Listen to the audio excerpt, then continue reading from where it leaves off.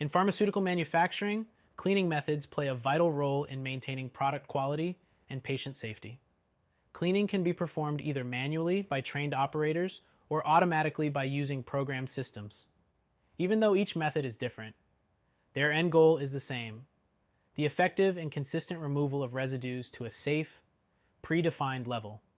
The choice between these two approaches depends on factors such as equipment size, process complexity, substances, or the level of control required.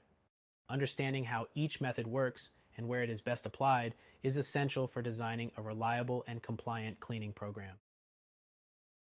Manual cleaning relies on human effort and technique. Operators physically clean equipment using approved tools such as brushes, cloths, hoses, or cleaning agents.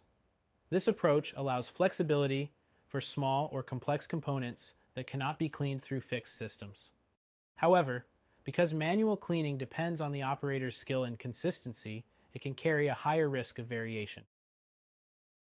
Automated cleaning uses mechanical or program systems that deliver cleaning solutions through defined cycles. These systems control variables such as temperature, flow rate, detergent concentration, and time, reducing operator involvement and ensuring repeatability. Automated cleaning also supports better documentation, as parameters are recorded electronically for validation and audit purposes. Manual and automated cleaning methods each bring unique strengths.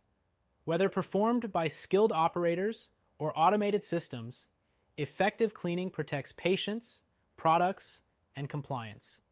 Together, these methods form the backbone of a controlled and trustworthy manufacturing process.